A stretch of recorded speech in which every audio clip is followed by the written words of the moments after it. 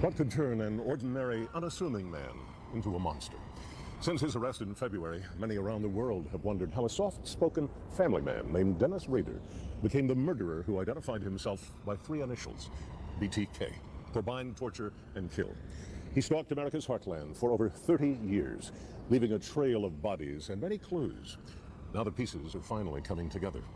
His arrest led to a shocking confession and the first detailed glimpse inside the mind of a man who called himself a monster. Tonight, for the first time, you will learn how and why Dennis Rader was driven to commit his murders as the BTK killer. You'll hear from some of the friends and neighbors he deceived, the police he taunted, and our exclusive interviews with two women Rader stalked, yet who managed to survive. Finally, forensic psychologists will examine the life of Dennis Rader to explain what drove him and what haunted him. As tonight, the killer speaks.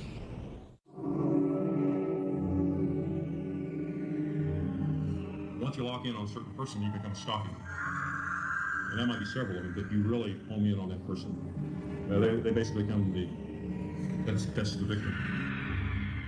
When Dennis Rader speaks, he doesn't sound like a monster. That is what is so chilling. To him, murder is just a job. I had many, what I call them projects. There were different people in the town that I followed, watched. One of his projects was a woman named Shirley Vian, murdered on March 17th, 1977. Got her a glass of water, comforted her a little bit, and then went ahead and tied her up, and then put a bag over her head and strangled her. Another project, Marine Hedge, April 27th, 1985. She was already dead, so I took pictures of her in different forms of bondage. And so it went, project after project, victim after victim, 10 altogether over 30 years. Only recently has the full scope of Dennis Rader's rampage of death come into focus. Please rise. On June 27, 2005, Rader stood in the courtroom of Judge Gregory Waller and confessed. What did you do then? Strangled her. He is the notorious BTK serial killer who terrorized Wichita, Kansas for 3 decades. You were engaged in some kind of fantasy during this period of time? Yes, sir. All right. Now, when you use the term fantasy, is this something you were doing for your personal pleasure? Sexual fantasy, sir. Friends and neighbors were stunned. This was not the Dennis Rader they knew. He was happily married for over 30 years. 2 grown children. A church leader. Active in Boy Scouts. Worked in suburban Wichita, enforcing rules about things like unleashed pets and how high your grass could grow. We've been tracking it down the dogs. He even talked about it in a local TV interview in 2001. But there is another Dennis Rader, hidden behind that calm facade. Inside he was BTK, and Dennis Rader was the mask of sanity he wore. He probably thought the rest of us were fools for not recognizing him for the monster he was. Rader has begun to reveal more. After his court testimony, he made a phone call from jail to reporter Larry Hatterberg of Wichita station KAKE. Hatterberg has covered the BTK story from the beginning. I said, but you were so cold inside the courtroom when you were recounting these murders, so very cold, and that stunned everybody. He said, well, I was just trying to get it out. Hatterberg taped the call. The sound quality is poor, but the implications clear. The only thing I can figure out is personally is somewhere where my body do this sort of things and go back to normal life, which is unbelievable. He killed to gratify himself. He had no personal animosity towards any of the people that he killed. These were simply events, or what he called projects, that he was able to relieve himself sexually and to gratify himself. His first killings offer some clues and set the tone for his terror to come. It began on January 15th, 1974. Dennis Rader killed his first 4 victims: Joseph Otero, his wife Julie, their 11-year-old daughter Josephine, and 9-year-old son Joseph Jr. His method? Strangulation.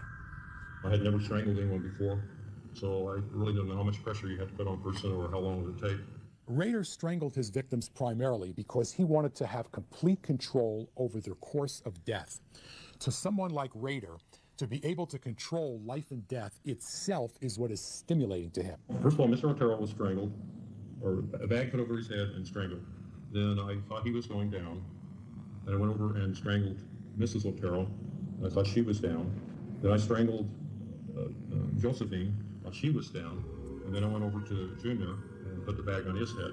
You can't describe the terror or the anguish that was going through them when he was killing them. I mean, he left out those details. Josephine had woke back up. What did you do then? I took her to the basement and eventually hung her. Charlie Otero found the bodies of his family when he came home from school. It hit me instantly. The minute I saw my father, I knew he was dead, and when I saw his face with his cut tongue and the belt around his neck, the horror you could smell the horror and the fear and the death in the house, and it just never left me. Serial killers don't wake up one day and decide that they would go out and kill a woman. That sounds like a good idea. It doesn't work that way. It begins 10, 15, 20 years earlier in the offender's mind, in his fantasies. Those fantasies took root in an ordinary and unremarkable place. Rader was born in Pittsburgh, Kansas, on March 9th, 1945, the oldest of 4 sons of William and Dorothea Rader. The family moved to Wichita when his father, a former Marine, went to work for a gas company. Friends say there never appeared to be anything unusual about young Dennis or his family relationships. I'll never believe that he was abused in any way as a child. I never saw him being abusive to anybody else or to animals and this kind of stuff. Things have had to have happened to Dennis Rader during his lifetime to where the ultimate pleasure is somebody else's suffering, somebody else's terror. And Rader admitted his sadistic fantasies to reporter Hedberg. I asked him if he knew growing up that there was something wrong with him, and he said as early as elementary school he knew that there was a problem. What kind of problems were those? All sexual fantasies. He was surprised that no one caught it, that no one noticed that there was something different about Dennis Rader, even in grade school. It was the beginning of Dennis Rader's secret life, and he continued to hide it from everyone at Wichita Heights High School. The thing that really stands out about Dennis is the fact that Dennis never really stood out. The invisible man. 99% of the time that I saw him, his mind was 1,000 miles away. I never saw him laugh. That's one of the things that sort of stuck with me. No sense of humor.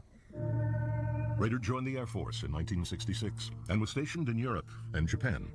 He reached the rank of sergeant and repaired communication systems. He was even awarded the Good Conduct Medal. He returned to Wichita in 1970, and the following year married Paula Dietz, who was working as a secretary at the VA hospital. He took a job at the Coleman Company in 1972. One of his co-workers was also his first victim, Julie Otero. It exploded on January 15, 1974. That's when the bomb came. Do you know what it was that caused you to reach that point? I don't think he can answer the question as to why he stepped across the line and actually committed the murders. He had thought about it a great deal. He mentioned that in his confessions, that he had fantasized a great deal, and that he had specific fantasies about Mrs. Otero and about Josephine, the daughter of the Oteros. And he knew there would be more victims to come. The man once considered invisible was about to make his mark on the world. Next, Dennis Rader describes the inner demons that made him kill.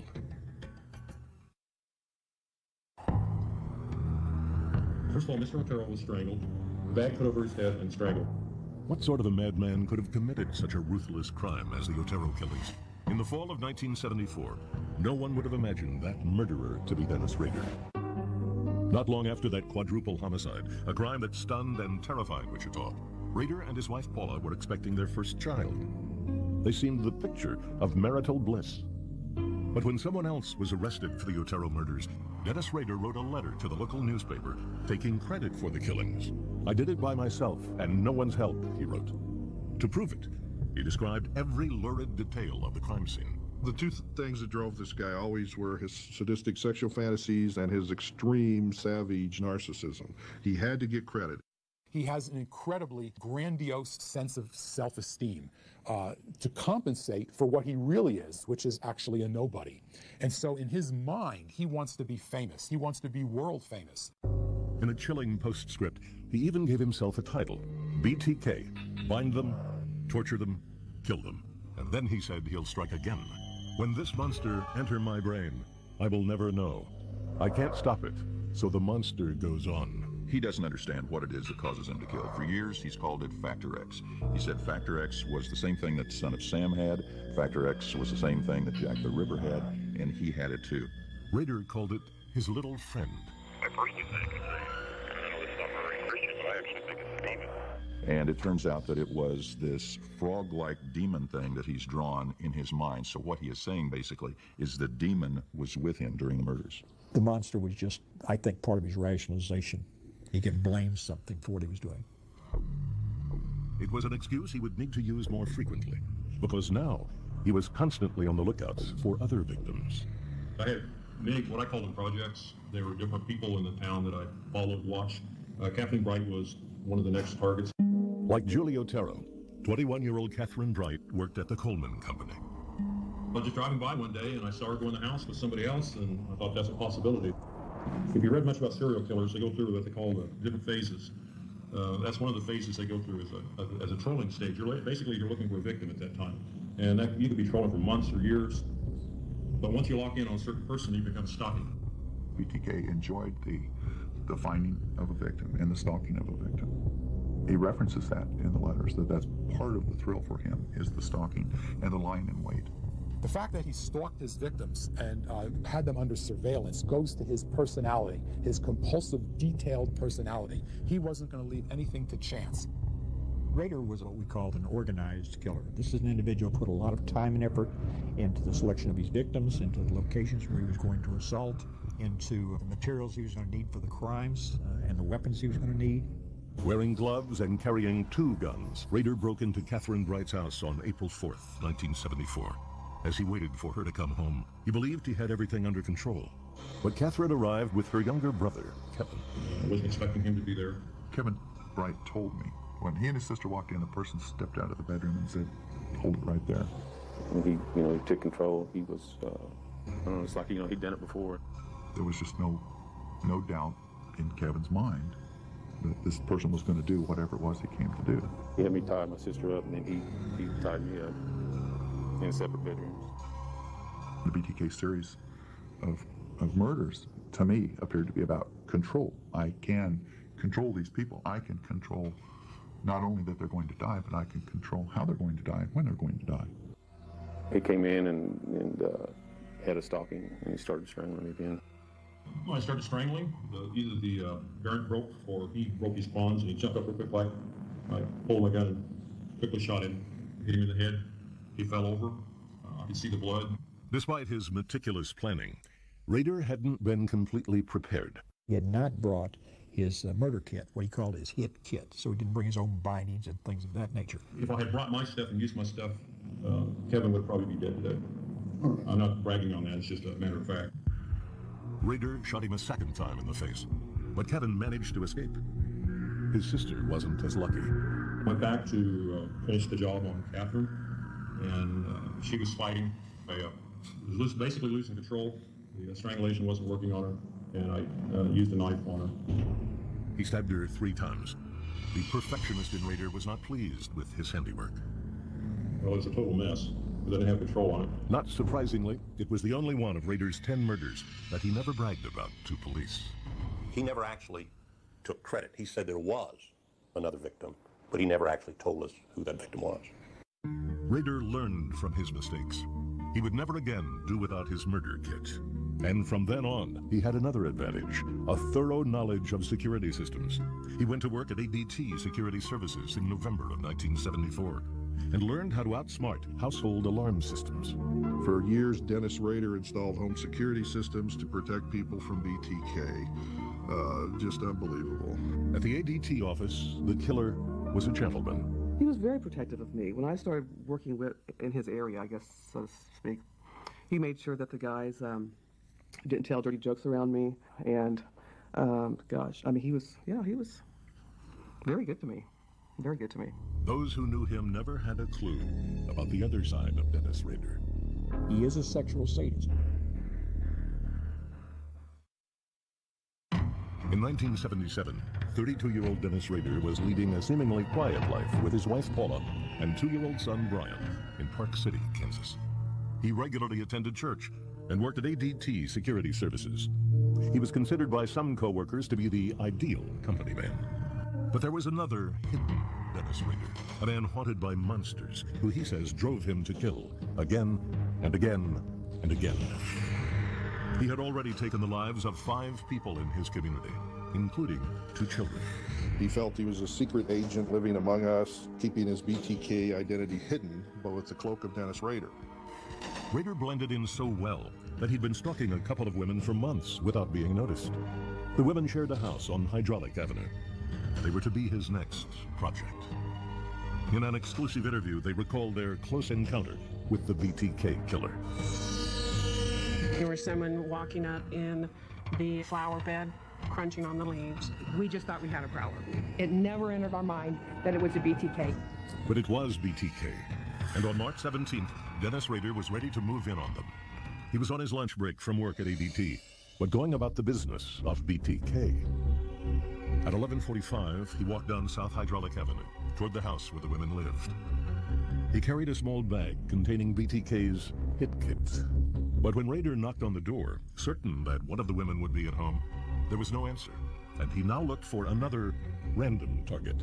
I was all keyed up, so I just started walking down Hydraulic. I met a young boy and asked him if he ID'd some pictures. 10 minutes later, Rader forced his way into the house, where the boy's ill mother, Shirley Vianne, was home with another son and a daughter. Rader pulled a gun and told Shirley to put toys and blankets in the bathroom, where he barricaded the children. He then ordered her to disrobe. I told Miss Vianne that I had a problem with sexual fantasies. She got sick, threw up, got her a glass of water, comforted her a little bit, and then went ahead and tied her up, and then put a bag over her head and strangled her. Suffocating his victims with a plastic bag became a regular part of his ritual of death. To this individual, that was sexually stimulating to watch them suffer, to put them through the torture. And you got to remember, he picked that name: bind, torture, and kill. In what would become another signature of BTK, he masturbated into Shirley Vianne's panties and left them next to her body before he fled. The ultimate sexual stimulation and climax for Dennis Rader was after the fact. When they were dead, that's when he would fantasize about them and masturbate over their bodies. With another project behind him, Rader calmly went back to work that afternoon and then home to his wife and son. His small family was growing. The Raders would have a second child, a daughter named Carrie. But having a family of his own never aroused any feelings of compassion for his victims. The police were now convinced they were dealing with a serial killer and formed a special task force known as the Hot Dog Squad to study every aspect of these baffling cases. They even investigated themselves, believing that BTK had some connection to law enforcement. It was a good guess, since Dennis Rader was studying criminal justice at Wichita State University, where his courses covered serial killers, sex crimes, and criminal investigation. He was really planning on how to perpetrate crimes and elude law enforcement. And Rader was about to strike again. He had not given up on the roommates on Hydraulic Avenue and returned to their house one cold winter evening. He knocked on the back door. We said, "Who are you? What do you want?" And he said, "I'm looking for Denise," which of course is the female for Dennis. And we said, "There's no one here by that name, and we're calling the police." It was a close call for Rader, who managed to evade capture, even though he'd parked his car on a sheet of ice. His car got stuck in the alley behind the house, and they could have caught him. They could have caught him right then. The missed opportunity was costly. By the following winter, Rader, driven by his sexual fantasies, was in the throes of another compulsion to kill. He honed in on 25-year-old Nancy Jo Fox, who worked at a jewelry store in the Wichita Mall. On December 8th, Dennis Rader was lying in wait for Nancy. He cut her phone lines and broke into her house through a window and hid in a bedroom closet. Nancy arrived home sometime around 9:30. She turned on the lights and sat down to have a cigarette in the kitchen. At that moment, Dennis Rader stepped out from her closet. I told her there I was had a problem, sexual problems, that I would have to tie her up and have sex with her. She was a little upset. We talked for a while. She smoked a cigarette. Nancy asked to go to the bathroom, and Rader told her to undress. I handcuffed her, had her lay on the bed, and then I tied her feet. I think I had a belt. I took the belt and then strangled her with a belt at that time. But then Rader removed the belt, only to tie pantyhose around Nancy's neck. Most of BTK's strangulation victims had multiple bruising on their necks, chilling evidence of his insatiable need to make his victims suffer. As the woman began to die, he released his grip so that she could recover and so that he could strangle her again and prolong the period of her death, and by virtue of that, increase the length of time in which he's stimulated sexually by doing this. Dennis Rader did not sexually assault Nancy Fox, But as with other victims, he masturbated on a negligee near her body. He really never sexually penetrated any of his victims. The violence took the place of it. Rader also took some souvenirs from Nancy's home. Taking objects from a victim is a common practice among serial killers. He could bring out these items and look at them as a way of re-stimulating himself. But he also needed the thrill of taunting the police by letting them know he pulled off another project. When he left Nancy's apartment, he reported the murder himself. For the first time, BTK's voice was heard. You will find a homicide at 843 South Pershing, Nancy Fox. I'm sorry, sir, I can't understand you. What is the address? 843 South Pershing. That's correct. We thought it was certainly an arrogant, brazen kind of thing to do, a feeling of invincibility on his part. Rader continued his cat-and-mouse game in January of 1978 with a poem sent to the Wichita Eagle on an index card. It was turned over to the police when BTK mentioned it in a package he sent to KAKE-TV on February 10th. The package contained graphic descriptions of the Otero, Payan, and Fox murders, along with a poem titled, "Oh Death to Nancy." There was also a letter warning that the killing was not going to stop. It was signed BTK. This communication now forced the police chief to announce to Wichita that a serial killer was at large and threatening to strike again. Rader got the recognition he craved, and the city was gripped with fear. People have often talked about how this community changed once knowledge of BTK became public. Dennis Rader did that single-handedly. But BTK didn't surface again until a year later. April 1979. Rader waited for 63-year-old Anna Williams inside her house at 615 South Pinecrest. Fortunately, she didn't come home that night, but he laid in wait for her and then subsequently sent a letter to her with some personal items in it to prove that he had, in fact, been in her house. The letter, which was photocopied many times over to distort its origin, was analyzed by Arlen Smith and other investigators. They were ultimately able to trace it to one IBM copier on the campus of Wichita State University. To my knowledge, that's the first time that we had really cemented the connection of the Wichita State University campus to the case. In May of 1979, 34-year-old Dennis Rader graduated from Wichita State University with a Bachelor of Science degree in Administration of Criminal Justice. As the BTK killer, he had now gotten away with murder 7 times in less than 4 years. For the next 6 years, Rader would retreat into his life as an ordinary citizen and devoted family man. He would even become a Boy Scout leader. Eventually, he got to wear another kind of uniform and a new job that he loved. He became a local compliance officer in charge of animal control and preventing general nuisances in the community. But the monster inside of him could not be controlled, and it was only a matter of time before BTK would kill again. It was April of 1985. It had been 8 years since BTK strangled Nancy Fox in her bedroom. Wichita residents hoped the killer might already be in jail, or better yet, dead. But the horrible truth was that BTK was alive and well, and living among them as Dennis Rader. The monster was growing and evolving. He had, at this point, a lot of comfort in killing, and he wanted to act out another fantasy, which entailed, in these cases, moving the bodies and taking them somewhere else. What nobody knew was that BTK had found his next victim, his next project. Her name was Maureen Hedge, a woman who lived just a few houses away from him. In the past, BTK strangled victims with rope, pantyhose, and plastic bags. But with Maureen, he heightened the killing pleasure by using his bare hands. And that's what produced the pleasure for BTK. His key thing was he had a fantasy. Each time, the fantasy was a little different. When Maureen was dead, he took his bizarre killing style to a grotesque new level. Eventually moved her to the trunk of the car. Took the car over to Christ Lutheran Church. This is the older church. And took some pictures of her. In the very same church where he routinely attended Sunday services, where he would later be elected president of the church council. Dennis Rader tied Maureen in bondage positions and took Polaroid pictures of her. I think he was ridiculing the members of Christ Lutheran Church by bringing this body in there. And I think he's secretly been laughing at them all along. At the time he killed his neighbor, Dennis Rader was 40 years old. He had a wife and 2 kids. For most of the 11 years he had been killing, he had worked at the ADT security firm. As installation manager, Rader had easy access to security records of Wichita homeowners. The central station was located in Wichita, so he could have easily looked up anybody if he wanted to. He had access to all the ADT customers in Wichita. One day during his lunch hour, Rader strangled Vicki Wegerle while her 2-year-old son cried on the floor. From what I gathered, this murder happened during the day over a lunch period. And evidently changed his clothes and put on his hit clothes. And I guess, committed this murder and evidently came back to work. He's the same Dennis that left. This unique ability to switch gears and put on a different face was a key element of Dennis Rader's sociopathic personality.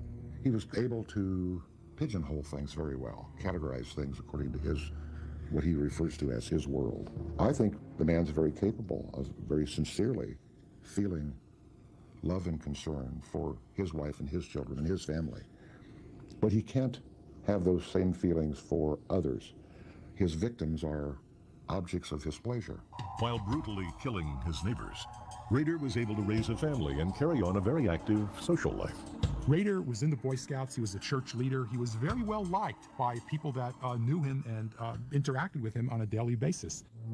It was January of 1991 when Rader, now 45 years old, broke into the home of Dolores D. Davis.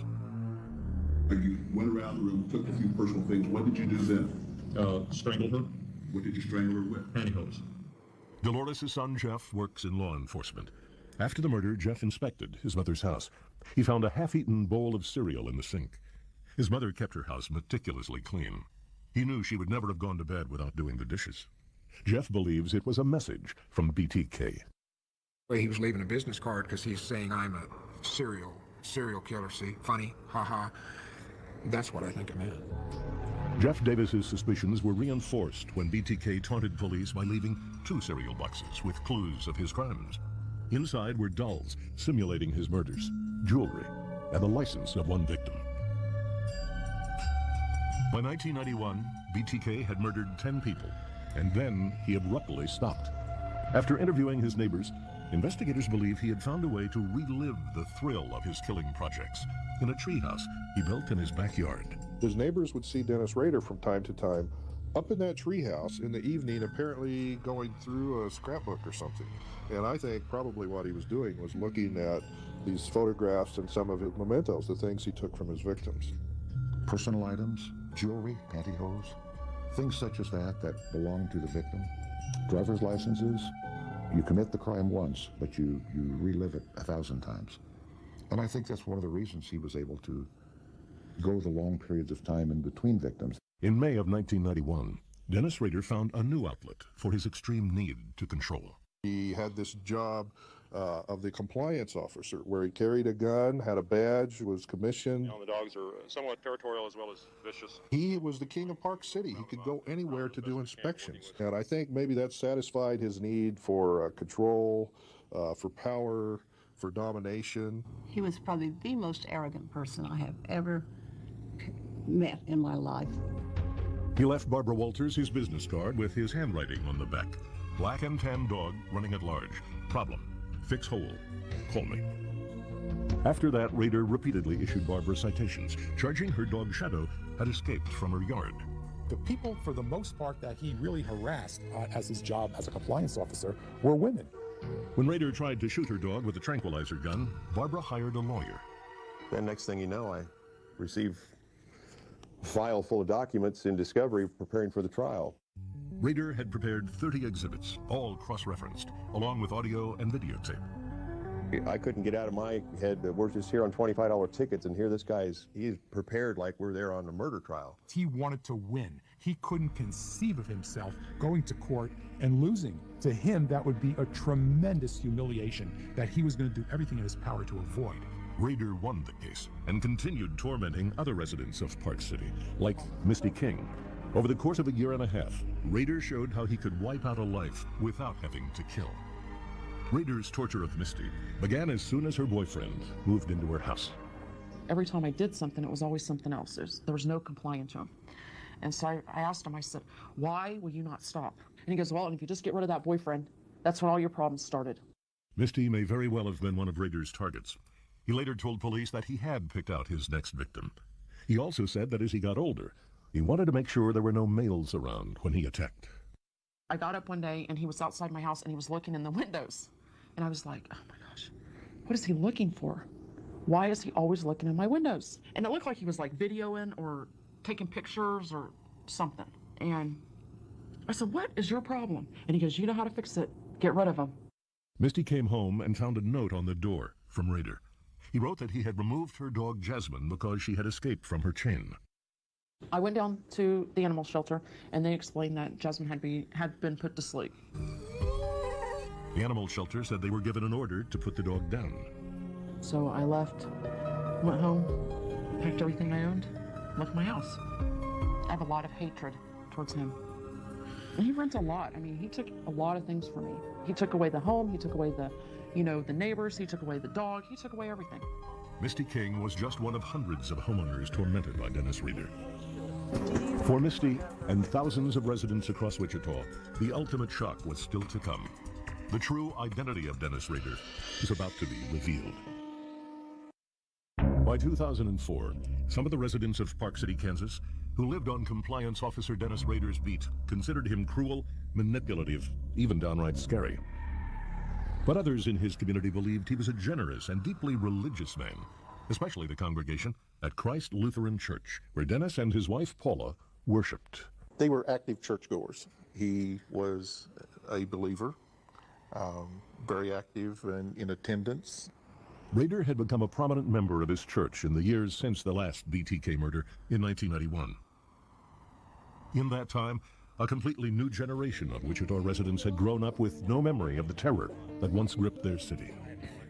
Because this was unknown to the young people, and it sounded too incredible to be true. There were people who lived here that knew nothing about this, and there were other people whose lives were just still guided by this. Wichita attorney Robert Beatty believed the serial killer story needed to be told, and began researching a book about the unsolved case.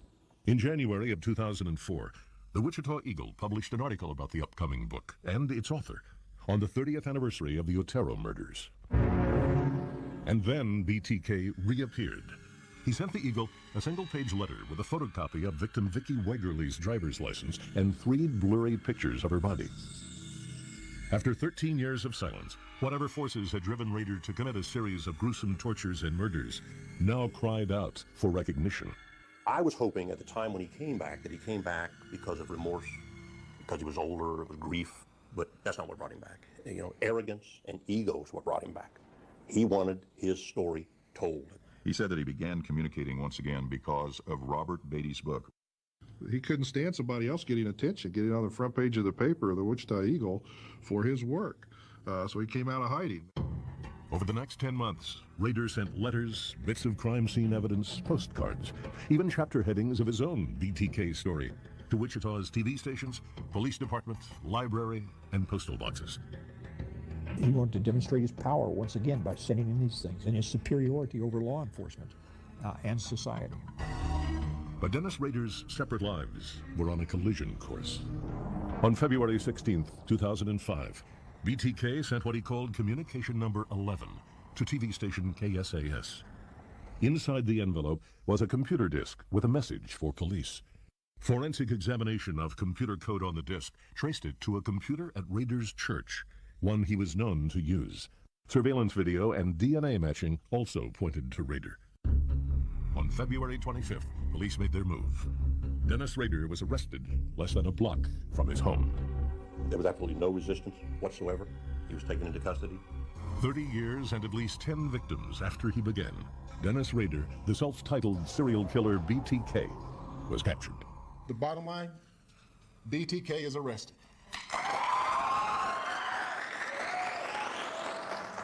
It wasn't until 3 months later that the world got its first glimpse into the mind of Dennis Rader. In June, Rader pleaded guilty to all counts. The judge then ordered him to recount the details of his crimes. Case caption, state of Kansas. In a flat, emotionless voice, Rader described how he strangled his victims. Put a plastic bag over his head, and then some cords, and tightened it. And how he satisfied his perverted sexual fantasies. I think I maybe retied her feet, what they had no, and they were probably already tied, her feet were. And at that time, masturbated, sir. I think he enjoyed that. He could say on national television how he committed these murders. I think, if anything, he was disappointed they didn't ask him about how he got away with it. One of the things that struck the public so dramatically was the coldness with which Dennis Rader made his confession in open court. And we can't comprehend how a person, number one, could have done those things, but number two, stand up and so coolly and so coldly describe those crimes. And the reason we can't is because we don't operate in the same sphere of reality that people like Dennis Rader and Ted Bundy and John Wayne Gacy and the Son of Sam, etc., operate in. For every question Dennis Rader has answered, many more remain. You'll never understand it. You'll never get your mind around why he did something like that and what drove him to do it. But it does give the community as a whole, a sense of closure. So when we encounter somebody like this, we want them to be different. So that will help explain why they're doing these things. We don't want them to look like us. And if they're the same as us, we don't understand them. It's like the old Indian saying, there are two dogs inside of me, and which one grows the largest? The one I feed the most. So he's fed that monster all his life, and so he is a monster. Despite the heinous nature of the killings, Dennis Rader will not face the death penalty because it was not on the books in Kansas when he committed his crimes. The question now is how long a sentence the 60-year-old killer will receive.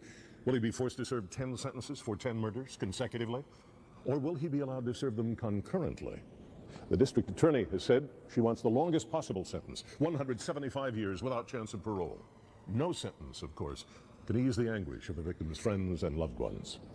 For them and for so many in Wichita, no punishment is enough to erase decades of uncertainty and fear, the lingering legacy of the man who will be forever remembered as the BTK killer. I'm Bill Curtis. Good night. Tara, his wife Julie, their 11-year-old daughter Josephine, and 9-year-old son Joseph Jr. His method? Strangulation. I had never strangled anyone before, so I really don't know how much pressure you have to put on a person or how long it would take. Rader strangled his victims primarily because he wanted to have complete control over their course of death. To someone like Rader, to be able to control life and death itself is what is stimulating to him. First of all, Mr. Otero was strangled, or a bag put over his head and strangled. Then I thought he was going down, and I went over and strangled Mrs. Otero. I thought she was down. Then I strangled Josephine while she was down, and then I went over to Junior and put the bag on his head. You can't describe the terror or the anguish that was going through them when he was killing them. I mean, he left out those details. Josephine had woke back up. What did you do then? I took her to the basement and eventually hung her. Charlie Otero found the bodies of his family when he came home from school. It hit me instantly. The minute I saw my father, I knew he was dead, and when I saw his face with his cut tongue and the belt around his neck, the horror you could smell the horror and the fear and the death in the house, and it just never left me. Serial killers don't wake up one day and decide that they would go out and kill a woman. That sounds like a good idea. It doesn't work that way. It begins... What I call them projects.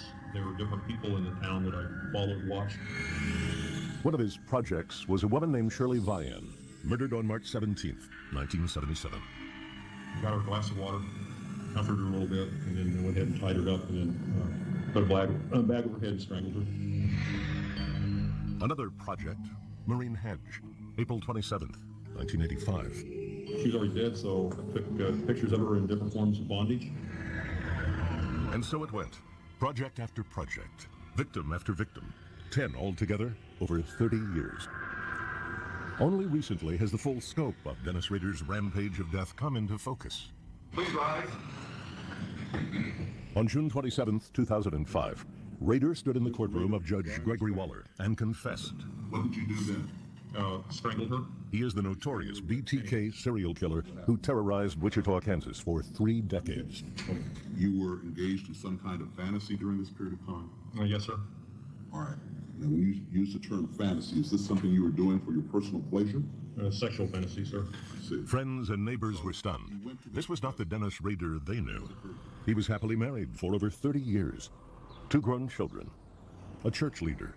Active in Boy Scouts.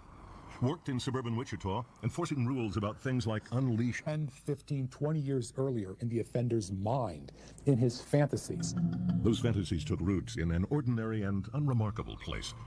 Rader was born in Pittsburgh, Kansas on March 9th, 1945, the oldest of 4 sons of William and Dorothea Rader. The family moved to Wichita when his father, a former Marine, went to work for a gas company. Friends say there never appeared to be anything unusual about young Dennis or his family relationships.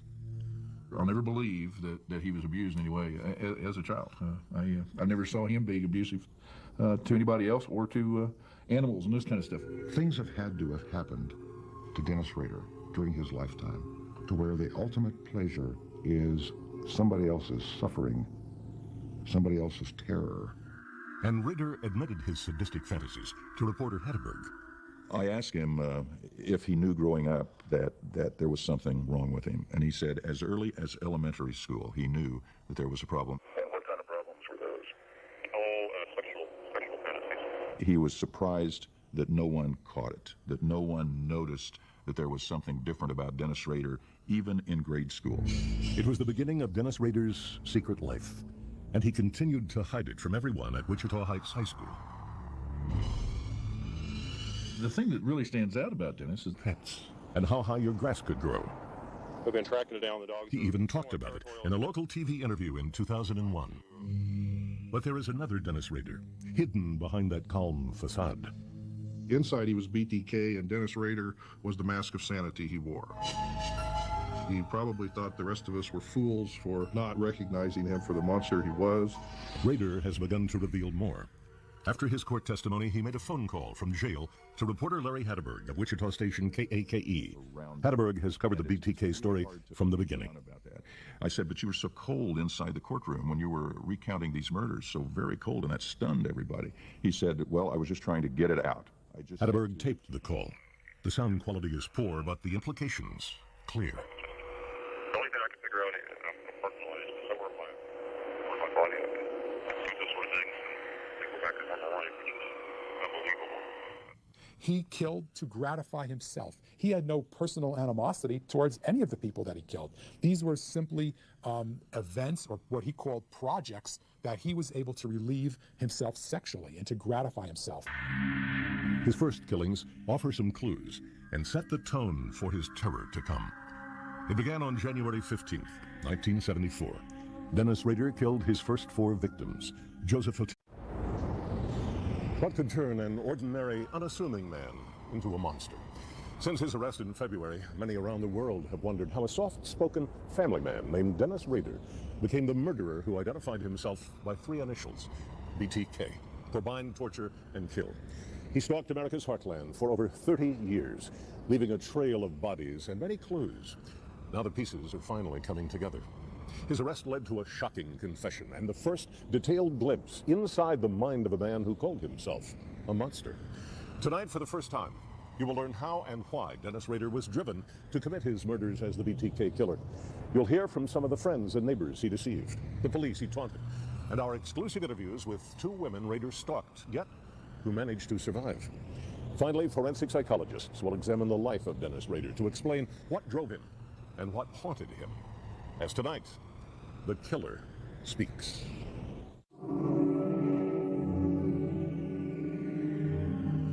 Once you lock in on a certain person, you become stalking.